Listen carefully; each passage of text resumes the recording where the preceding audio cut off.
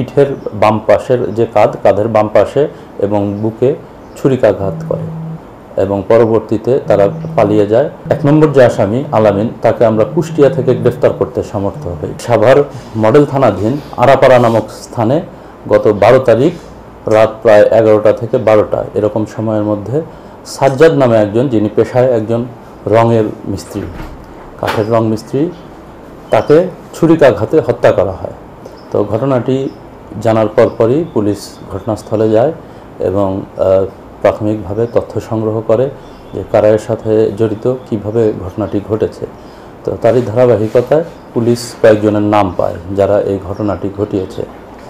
আমি যদি তাদের নাম বলি, তাদের মধ্যে একজন আলামিন, আর একজন স্বপন, আর একজন রাব্বি ওরফে মুরগি রাব্বি এবং ইয়াসিন।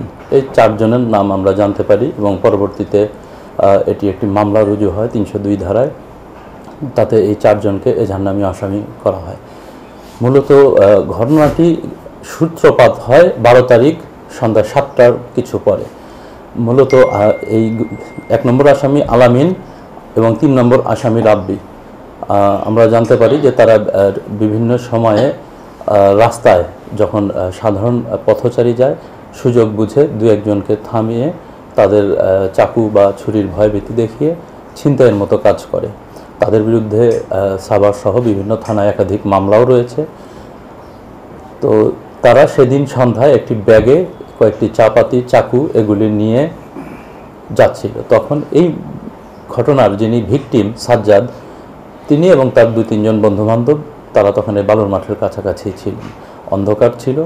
তো যখন যাচ্ছে তখন তিনি এদেরকে ডাকেন এবং ডেকে জিজ্ঞেস করেন ব্যাগের মধ্যে কি দেখতে চান। দেখার একটি পর্যায়ে তারা দেখতে পায় যে ব্যাগের ভিতর বেশ কয়েকটি চাপাতি বা ছুরি রয়েছে।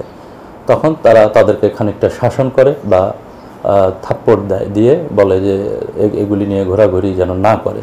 এরকম একটি পরিস্থিতিতে তারপর তারা যে যার মতো চলে যায়।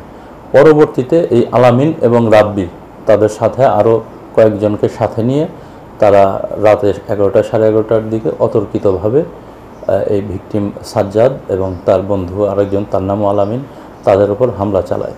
বিশেষ করে আসামি 1 নম্বর আলামিন এবং রাব্বি এই ভিকটিমের পিঠের বাম পাশের যে কাঁধের বাম পাশে এবং বুকে ছুরিকাঘাত করে এবং পরবর্তীতে তারা পালিয়ে যায়।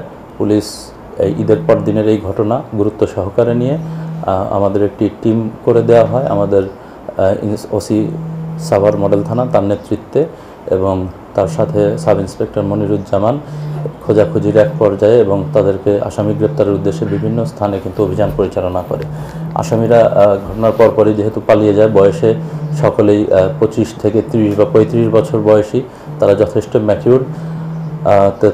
পালিয়ে যাওয়ার পরে এই 1 নম্বর যে আসামি আলামিন, তাকে আমরা কুষ্টিয়া থেকে গ্রেফতার করতে সমর্থ হই এবং তার কাছ থেকে এই ঘটনায় ব্যবহৃত যে সুইচ গিয়ার চাকু, যেটি দিয়ে মূলত এই ভিকটিমকে হত্যা করার উদ্দেশ্যে আঘাত করা হয়েছিল, সেই চাকুটি উদ্ধার করা হয়েছে।